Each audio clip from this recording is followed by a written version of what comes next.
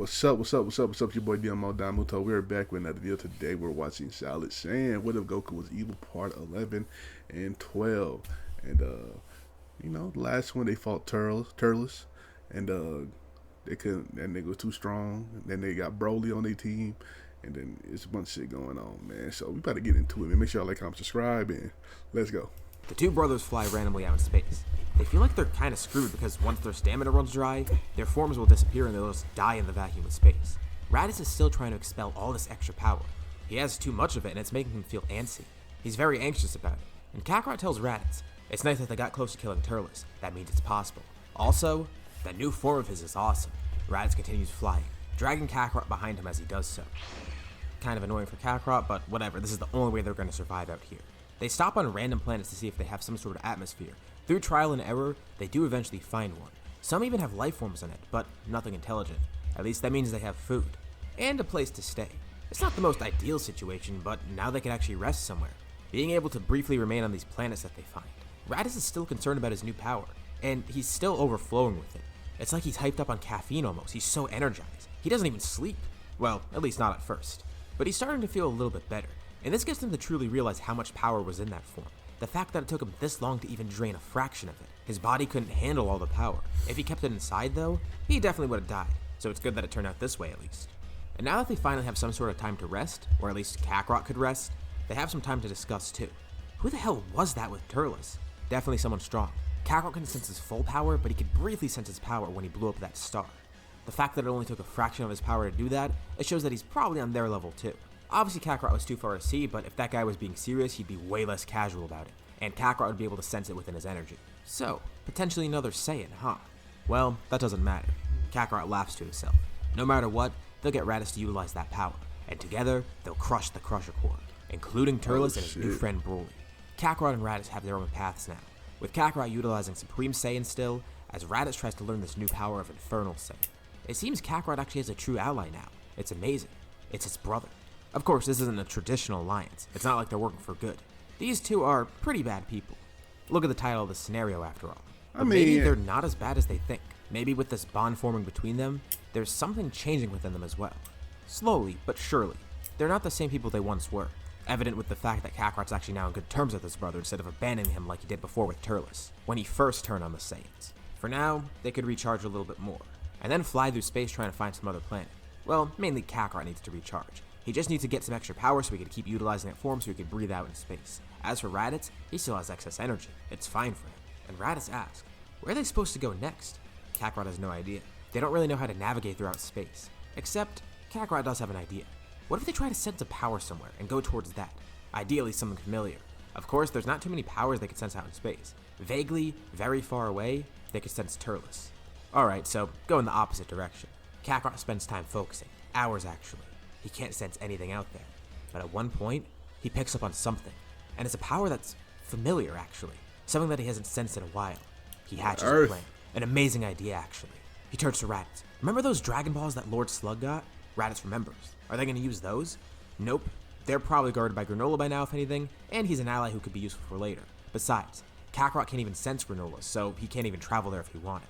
But there's another place that he's sensing right now. An energy from an old friend. Tenshinhan. He tells Raditz, that planet that he found Kakarot on before, Earth, it also has Dragon Balls. And this is what they'll do. They'll go to Earth, get the Dragon Balls there, and they can wish for whatever they want. Raditz likes this plan. Sure, okay, what they can want to go wish there, for. but Kakarot knows how to get there? Well, not necessarily, but briefly. He just sensed Tenshinhan's energy flare up. He must be training or something. They just gotta wait for it to flare up again, and then they can just fly in that general direction. It'll grow stronger as they grow closer. The two of them eventually sense it again, traveling over to Earth. Thankfully, they move pretty quickly in space. The power Raditz has allows them to travel across galaxies within a few days. That's how far they've gotten by now. And by continuing their method of planet hopping, they're able to survive along the way with food, eventually arriving in a very familiar solar system. They land on a small cold planet for the time being, and in the distance, they can see a star, the same sun that Kakarot grew up under. And Kakarot senses that power once more. Earth is that way. The two of them power up, leaping from this planet. And Raditz is glad. He thought that was the planet that they meant to land on. And Kakarot laughs. Raditz is calling Pluto a planet. With this one powerful leap, they jump across the entire solar system. Descending in on Earth, Kakarot powers down, breathing in the air here. For once, they're on a normal, habitable planet. But something strange. He looks around. This planet isn't as peaceful as it once was. It looks like it's war-torn, at least the area that he landed in. And Kakarot senses two powers nearby, two very familiar powers, Ten and Chaozu. They fly over, also sensing Kakarot. They can't believe their eyes. So it actually is him, and his brother too. Kakarot doesn't know what to say, and Ten's angered actually. Why'd he leave? What's he here for? He remembers the terms in which Kakarot left, and all this time he's actually sensed Kakarot's power out in space, as well as hearing those stories on the news about stars and whatever disappear. Ten thinks Kakarot's here to destroy their solar system the same way that he did with others. And he and Chaozu jump in to try and fight Kakarot. Kakarot tells him he can explain, effortlessly dodging all their attacks and defeating them pretty easily as well. He tells them to calm the hell down. That's not what he's here for, and that wasn't even his fault. He gives them a brief rundown of what's happened out in space, but more importantly, he wants to know what's happened here. Ten apologizes for losing his cool. It's been so long since he's seen Kakarot, and so much has changed here that he didn't know if he could even trust Kakarot being here. And it's not much, but one thing that brings trust to Ten is the fact that Kakarot's still wearing his Crane School clothes. It's nothing huge, but the fact that Kakarot still has Earthling clothes like that, it shows that he still has somewhat of a connection to Earth in his past. He hasn't completely. That's crazy. That is true. Ten starts explaining. He tells Kakarot. He remembers the Red Ribbon Army, right? Yeah, of course. What happened with them? Ten says it's a long story. The Red Ribbon Army continued to expand further, obtaining Dragon Balls, which were used by Commander Red for his gain, and he used them to just grow a little bit taller. This pissed off Black, who ended up killing him, viewing Red as incompetent, and this led to some infighting between the army, with some who were loyal to Red using the name Red Ribbon Army, going against Black, who now reads the Black Ribbon Army. Mercenary Tao was hired as a mercenary for this war, and he roped his brother in, who then roped in the Crane School. Ten ended up defecting with Chaozu. He didn't want to be a mercenary. He signed up to be a martial artist. They didn't have too much of a choice either. Shen didn't like it too much, but he was helping his brother. And Ten wanted to put a stop to this, defeating both of the armies. He thought it would be possible, making the Neo Crane School, formed by him and Chaozu, with remains of their old rivals, the Turtle School. Two more people fly over, wearing orange geese. Ten introduces them to Kakarot. This is Yamcha and Krillin, who are both a little bit worried to meet these two, sensing their great powers. And Kakarot's not too concerned by this. So the Red Ribbon Army has Dragon Balls. He turns to Raditz. They can just defeat the Red Ribbon Army and get the Dragon Balls that way. Although, he doesn't say out loud that he wants the Dragon Balls. But he tells Ten, they'll defeat the army on their own. And Ten says it isn't easy. Sure, their soldiers aren't really an issue, but their androids are. Wait, androids? Androids? Yep. One side has androids created by Dr. Gero, or at least they did have that. There's actually one of his relatives, Dr. Hato, on the other side who made more androids. Gero had a mix of androids. Some were robots, some were cyborgs, and even one was himself. On the other side, there was an army of clones, Gammas. This war got out of control, eventually leading to a war between androids. The first few weren't that bad, but the androids grew stronger as the war raged on. Gero's first breakthrough was Android 13, and he continued making more from there, while on the other side, Hato continued making more Gammas, growing stronger and stronger. But they eventually reigned victorious. With an endless army of Gammas, they won. And now the Earth is overrun with them. He may have had good intentions with making the androids. At first, they were heroic, but it's not like he's the only scientist in the army. Others were able to take his blueprints, working with them, and creating a mindless army of drones. Gammas working for their own gain. Damn. Detecting these great powers, some of the Gammas fly over. Kakarot and Raditz can't sense their energy, but Kakarot launches a beam at one of them, instantly eradicating it. The Neo Crane School members look unamazed. They defeated one that quickly? And Kakarot chuckles. This shouldn't be too tough. He turns to Raditz. They know what to do. Yeah, they shouldn't be as strong because they don't know how. They don't know He'll explain this how later strong can. More and more Gammas come their way as Kakarot and Raditz easily fight through the army. They probably don't even need Super Saiyan for this. But as more of the army comes out, they just continue to wipe out more of the Gammas. The Neo Crane School watches on, not believing their eyes. Krillin remembers that Ten had a really strong friend that he mentioned before, but he didn't know he was this powerful. Ten actually kind of wanted to seek Kakarot out, seeing if he could help with this war. But he didn't know how that would be possible, and he didn't know if Kakarot would actually help here. But look how quickly he's doing this. Within minutes, Kakarot and Raditz destroy the entire army of Gammas. And as a little bit extra, they go to the bases of the Black and the Red Ribbon armies, eliminating them as well. Kakarot and Raditz turn back, telling Ten that's done with, and now they can look for the Dragon Balls. But then they realize, crap, the tech used to track the Dragon Balls are probably in those bases somewhere. So they're gonna have to go look through the rubble. Ten and the others don't know what to say, but then they feel a giant rumbling, and Kakarot senses a strange power, with Raditz feeling it too. It's an amalgamation of power. He can sense the energies of the humans, as well as himself and Raditz? Wait, what is this? Ten has no clue either. In the distance, they see a giant figure looming over, with glowing eyes looking over at them. The shadow jumps up in the air, jumping in front of the sun, blocking out all the light as it lands nearby. It's a giant red monster. Ten and the others back up. They have never seen this before. They have no clue what it is. Maybe it's some sort of contingency plan or something. Some monster that the army made. They don't know what this android is, but it's Cell Max. Through covert operations, plans from Jiro were stolen by the Black Ribbon Army, meant to be used against him. Apparently he wanted to make some sort of android named Cell, but nothing ever came out of that. At least, not for the Red Ribbon Army. The Black Ribbon Army, they started a new project, Cell Max, made with DNA data stolen from Jiro, as well as blueprints stolen from him, reverse engineered by Hato. And yes, he was a contingency plan. Being fully brainwashed too, he's actually intelligent here. But Kakarot and Raditz note something interesting. They sense their power within this android, but have no clue why. They don't know the reasoning behind this, nor does anyone else. They both power back up into Super Saiyan, and Cell Max actually stumbles backwards, confused by this. They ask Cell Max who he is, if he can even respond. Nervously he laughs, telling them who he is and what he was created for, and why they can't defeat him. He has their DNA. Data from them and every other strong fighter here. But Kakarot inquires, when did he get this data? Well, it was from the last time Kakarot and Raditz were both here. Really now? Kakarot smirks. Well, looks like he missed out on a lot of stuff. Ten and the others are terrified, but Kakarot tells him not to worry. This thing is probably not as strong as trash. It's impressive. He looks cool. The last time he was on Earth, when they were kids. Data. But Kakarot and Raditz are here for the Dragon Balls, and this thing's gonna stand in their way. The two launch up in the air, ready to fight together, and they hold back, only using Super Saiyan. Cell Max is actually kind of a challenge for them in this form, but they get a gauge of his power, and Cell Max is worried. He didn't know they can get this strong, but it's still fine. He could defeat them. Until he learns that this isn't even close to their final form. This isn't even a fraction of their power at this point. Each of them power up. Their golden auras turn red, as their hair grows out, turning from golden to black. Okay. The two transform into evil Saiyan, and effortlessly, they end up defeating Cell Max, who then proceeds to explode, almost killing everybody there. But Kakarot and Raditz actually defend them, because they still have a few questions for these guys. Inadvertently, they saved Earth, and Ten thanks Kakarot for his help, not knowing that he'd actually do that. And Kakarot says it was nothing, but then asks, since they saved Earth, he kinda wants Ten to do him a favor. Does he know anything about the Dragon Balls? And Ten's taken aback by this. Why is he asking about that? And this makes him concerned again. Why did Kakarot and Raditz want the Dragon Balls? Kakarot says, honestly, he's not sure yet. But once they come up with a wish, they're going to use that to defeat Turles. And Ten doesn't fully believe this, but whatever. He tells Kakarot what he knows. The Dragon Balls are gone, and this isn't a lie. He tells Kakarot that Shenron and the Dragon Balls were destroyed. He doesn't say how though, but Ten knows. Ten eventually found Kami and started training under him, and Kami ended up deactivating the Dragon Balls, knowing they'd be used for evil again, and because they were actually the cause of this war before. He didn't want either of the armies getting them, because he knew they probably would be able to. Technically, they're not gone permanently, because Kami could recreate them, but Ten doesn't tell Kakarot everything about Kami. He implies that the Dragon Balls are permanently gone. Kakarot curses it. Well, looks like they got to a dead end.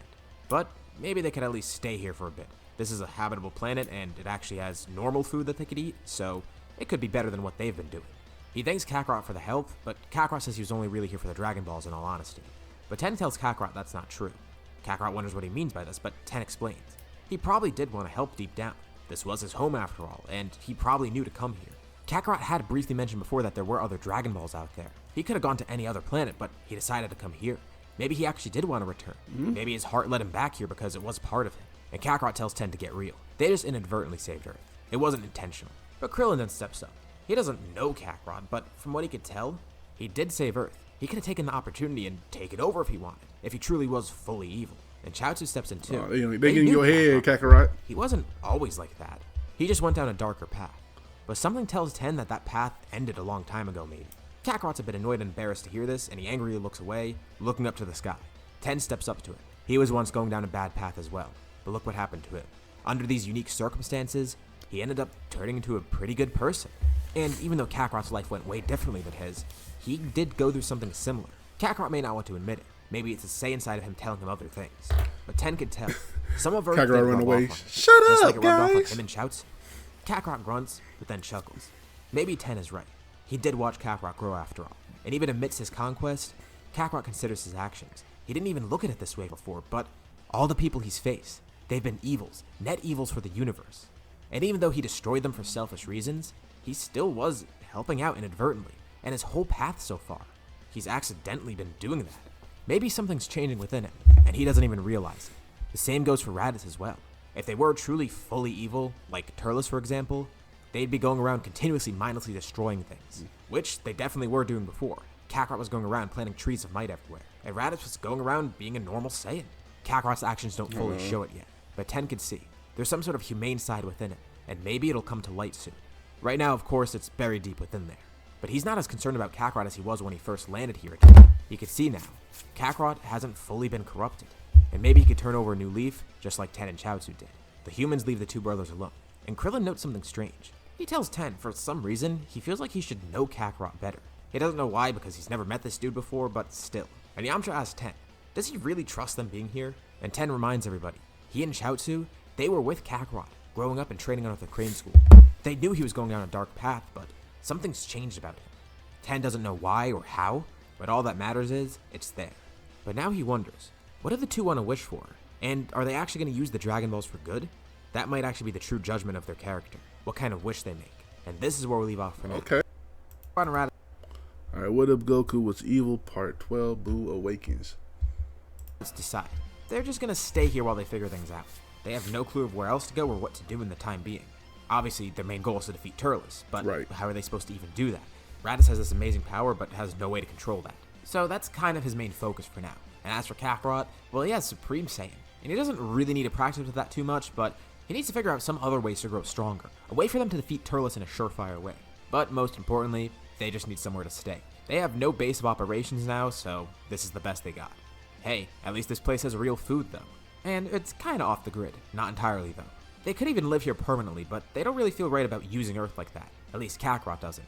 It's gonna draw too much attention to this planet, and they don't really deserve it. Like, Kakarot's a bad guy, but he's not evil for the sake of being evil. And he does still have some connection to Earth, just like Tenshinhan noted in the last part. Deep down, it's because Kakarot actually has somewhat of a soft spot for it. While they're on Earth, let's actually go out into space for a bit. We're gonna rewind a bit too, back to when the battle ended between Turles, Kakarot, and Raditz. As Turles boards the ship and leaves, he watches on as he sees a streak of light fly across the universe, that streak of light being Kakarot and Raditz departing. Broly asks if they should chase after those two, but Turles says it's not really worth it right now. He wants to be strong enough to defeat them with his own strength. It's part of his pride. The two worked well at keeping the fruit of the tree of might away from him. He almost won there. Although, he kinda scolds Broly for blowing up that star. That was a pretty big one, and he was gonna get a lot of power from that fruit from the tree. Broly apologizes, but Turles isn't really too pissed off about it. They could find more. I mean, there's a whole universe of them. It's just they take longer than normal fruits, and that one would have been particularly strong. Look at what it did with Raditz. Turles has been pacing himself with the fruits after all. And besides the fact that it took a long time for that one to grow, it's been a while since he's had a few. But he's not just relying on that for his power. He does train in the meantime too. That's part of the reason Broly's there. One of the strongest people in his army, but also his greatest training partner. Broly has some insane latent potential. With his army constantly surveying the universe, trying to find strong planets, they ended up finding Vampa, detecting Broly's power. Of course, the planet was pretty useless, but Turles was surprised to see two Saiyans on here. Paragus and Broly definitely aren't too fond of the Saiyans, but Turles says they don't need to worry. His goal is to actually eliminate two other Saiyans right now, and he explains everything that's happened, convincing them to join his ranks. I mean, they don't really have a choice either way. At least Paragus doesn't. It's not like he could fight back against Turles. Maybe Broly would have tried to fight back, but it definitely wouldn't have been a smart option. Turles ended up utilizing Broly's power, using him as a training partner. As of now, Broly is pretty powerful, but Turles is able to tame him. Seeing Broly utilizing Wrathful during training, but not really going beyond that. Infernal Saiyan is way too much for Broly to handle, even with his immense strength. And Turles wonders, one day maybe, once Broly controls his power at least, Broly could actually have one of the fruits of the Tree of Might from the stars. And it would have a very significant effect on him. But Turles can also see, Broly's not really a terrible guy. Paragus is using him for his own gain, and so is Turles. And as far as Broly is concerned, those other two Saiyans are evil anyways. Again, he and Paragus don't really have a choice here, unless they want to do something very risky and try and defeat Turles somehow. Some time passes. Raditz and Kakarot are laying low, so Turles can't even really sense their power. At most, he'll sense Raditz powering up into Infernal Saiyan sometimes, but they're so far away now that it's not really that accurate. And it's so few and far in between that, unless they're actively looking for it, they don't really feel it. And that's just Turles. The rest of his army, they have to rely on scouters and stuff. But Turles senses something pretty interesting nearby. He sees a spaceship not too far away one day, and he senses a pretty strong power on it. Interesting. What's this? He didn't think there was any other strong people in the universe. It's in the universe. Comparable to him at least. And all of a sudden, those powers on that spaceship, they disappear. And Turles then senses it near him. They're on his ship. Wait, what? As he's looking out, he can see that spaceship landing on a nearby moon. And Turles commands his army to land this ship as well. As he turns around, a pink, demonic-looking man is standing there. He launches a blast at Turles, flinging him right out into the vacuum of space. Turles powers up in the nick of time into Evil Saiyan, surviving out in the vacuum. Telekinetically, he drags the man out of the ship as well, with the ship struggling to stabilize itself, landing on that moon as well. Little do they know, that other spaceship that just landed on that moon, it's Babidi's ship, and he has Boo with him. Turles will be the perfect way to draw out some power for Boo, and the best part is, Turles knows nothing about it. If they work quickly enough too, the Supreme Kai will never notice. They're worried about him intervening and stopping this somehow. But Babidi thinks since they're doing this on a whim and can get in and out with the energy, this could be a successful endeavor. Some of Babidi's guards jump out of the ship as well, including Pui and Yakon. Meanwhile, as Turles' ship lands, Broly and some other soldiers from the Crusher Corps step Big up, Broly. easily fending off against Babidi's small army, as Broly then tries to board the ship. Well, Babidi has to be a little bit more careful, but he can at least stall them for the time being, especially with people like Pui and Yakon, with Broly having no idea of how to fight Yakon either. And on top of that, they'll gain energy from Broly too. He looks into his crystal ball, up out in space. He could even possess somebody here, but he doesn't even really need to. Look at the power he's gaining just from Turles and Dabura fighting. Dabura thinks he's able to contend fairly well with Turles at first, until Turles stops playing Turles holding around. back, bruh. He doesn't even transform into Infernal Saiyan. He just uses Evil Saiyan. And with the full power of this, he's able to defeat Dabura pretty quickly. Not kill Dabura though. He needs to get some info first, asking who he is and how to even get on the ship. And Dabura can already tell. Their plan is going very smoothly. And it's good that Turles doesn't kill him. So he decides to stall a bit, giving Turles a background on who he is and why they're here. Not revealing Boo though. Just saying that he's here at the request of Babidi, a magician whom Turles has no hope of defeating. A magician? And he's that strong? Really? Of course Dabura's bluffing, and he continues speaking until Babidi eventually teleports him back down to the ship. With Turles then looking down at that moon nearby, something fishy's going on here. He'll find that Dabura guy again and kill him instantly. It doesn't matter what realm he rules over or who he's working for.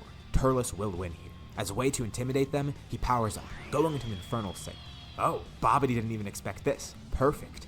Turles launched out of the planet, plowing through the rest of Babidi's soldiers, including Yakon, who Broly was actually having a tough time fighting due to him absorbing the light around Broly.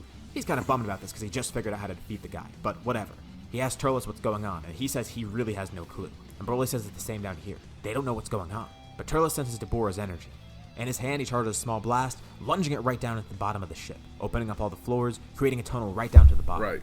And through it, he can see Dabura and Babidi. He and Broly jump down, with them being teleported into the Demon Realm, or something like that. More of Babidi's tricks, and they have no clue of what's going on. And Dabura's ready to fight, lunging in at Broly. Maybe he can kill this guy first. But before he can even hit Broly, Broly then powers up. Going into his Raffle form, and with one attack, he punches right through Dabura's chest, killing him. Damn. Okay. Babidi's watching all this, and he kind of expected Dabura to die here, but it doesn't matter. Both of them are giving so much energy off right now. And Dabura was kind of expendable. Look at Broly, giving off that energy from Raffle. And Turles. Yeah, he definitely got his energy from fucking Boo, don't he? Power right away, but it's perfect. That was easy. They've already gathered so much energy from them. And Babidi only needs a little bit more. Some of the Neo Crusher Corps soldiers then enter, with Turles telling them to split up and find Babidi. He already disappeared. But they don't listen to him. Instead, they're being possessed by Babidi right now.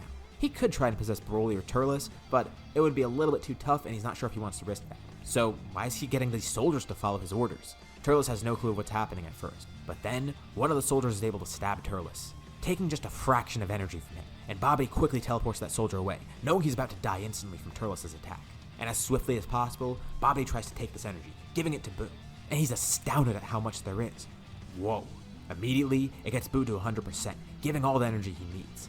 Babidi teleported himself and the egg outside already, with Turles and Broly angrily launching up, mercilessly destroying any of the Majin soldiers along the way. And now Turles is fuming, and then he sees Babidi up there, standing next to the egg, laughing. Turles draws his hands together, quickly charging a kill driver, launching it right at Boo's egg. But just before it hits, the egg explodes, with Boo then jumping out, and Turles' attack being nullified. And Babidi thanks them, explaining what happened. He just came here to get energy from them, in order to revive Boo. And Turles can sense Boo's energy.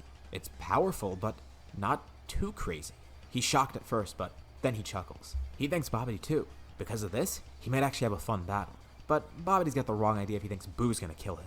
He and Broly descend downwards, now calmer than before. Turles is still, and suddenly disappears out of sight. Before anyone can even react, Babidi then explodes, with Turles quickly moving and appearing right behind Babidi, using just a fraction of his power to kill him. Okay. Alright, now that he's out of the way and there's no more of his tricks, they could fight this Majin Boo or whatever he's called. In front of Boo is Broly, and behind him is Turles. The two launch in, at full power.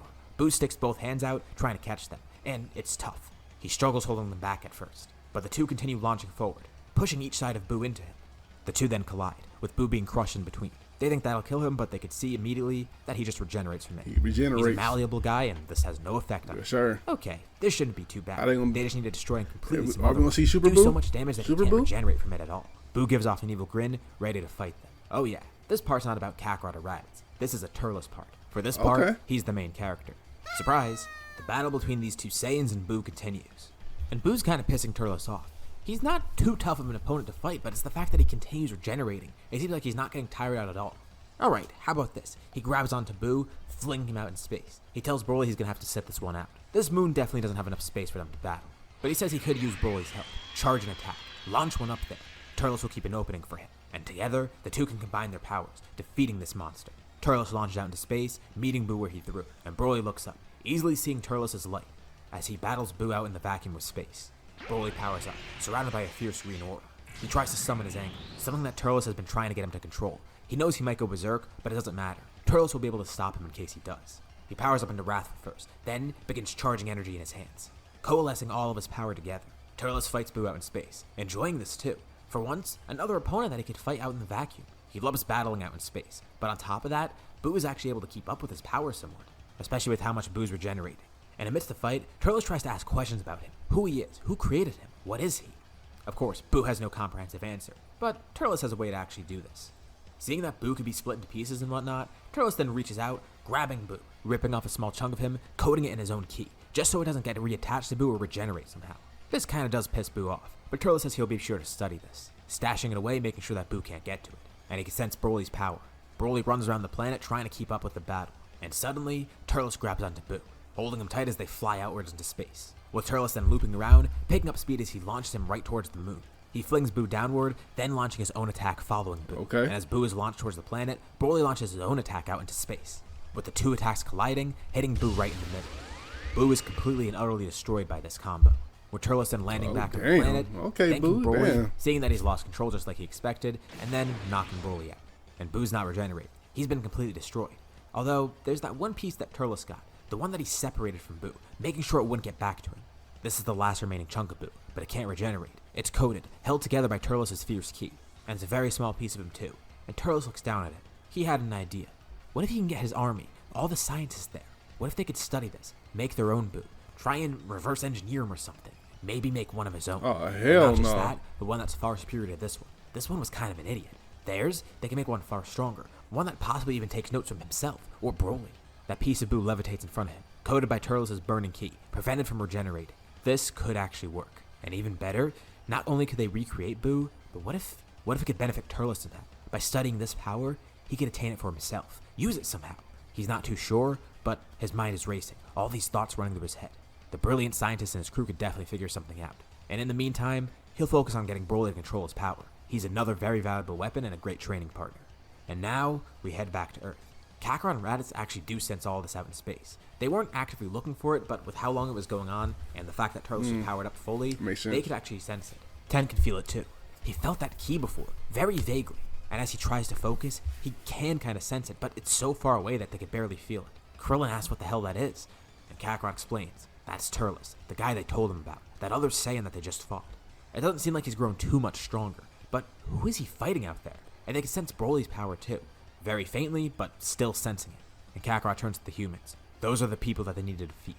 That's why they're seeking out more power, seeking out the Dragon Balls. Ten is still not too sure how to feel about this. But again, they don't have the Dragon Balls. Kami didn't remake them yet. But if Kakarot does end up using them, finding them somewhere else, or even here, they're all kind of concerned about the result. Things die down for the time being. No giant red ribbon monsters, no ancient artificial life forms, no more stars blowing up chilling on Earth, ain't they? None of that, at least for a few weeks. As Kakarot and Raditz train together on Earth one day, they then see a large pillar of light land before them, and as it dissipates, two people are standing there. They have no clue of who they are. The one that looks like a purple cat. Are either of them Saiyans? Oh great, another person looking to eradicate Saiyans. Kakarot steps in. Yeah, who's asking? And the man introduces himself. Lord Beerus, the god of destruction of Universe 7. What, Lord Beerus? That's the guy that Vegeta was telling him about. Well, they ain't got 5 Saiyans. Raditz heard some stories about him, and Kakarot vaguely did remember hearing about him, but doesn't know too much, since he was around Vegeta a lot less than Raditz, but Raditz definitely knows. And now the two of them are terrified. Well, what is he looking for? Why does he want Saiyans? And Beerus asked them, do they know anything about the Super Saiyan God? The Super Saiyan what? Hell They no. have no clue of how to respond, or why Beerus is here. How did he even find them? But Beerus says, something disturbed him in his sleep, some fight going on. He doesn't know if they were involved, but he does know that there's a couple other Saiyans that exist out there. 3 of them that are far away, off owning some army or whatever, and then 2 of them that are here. But these guys actually seemed a little bit stronger, collectively at least. And Beerus did kind of want to check out this planet too because of the food on it. But he says if they know nothing about it, he could just simply destroy them, finding those other 3 Saiyans and seeing if they know anything. So he asks again, what do they know about the Super Saiyan God? And this is where we'll leave off for now. What'd you guys think about this part? I don't know how that's gonna work. I guess he convinces Beerus to get to the to to train on this planet with Whis. I guess whatever. But this was a cool little chapter, cool couple of chapters from Silent Saiyan. You know what I'm saying? They just fucked up little Boo down. Sorry, Boo. I guess they're gonna try to bring him back somehow. But anyway, man, if you like my reaction, make sure you like, comment, subscribe. Shout out to Silent Saiyan. Check out the last chapters right here, and check out another story right here. You know what I'm saying? And I'll catch y'all next time. Peace.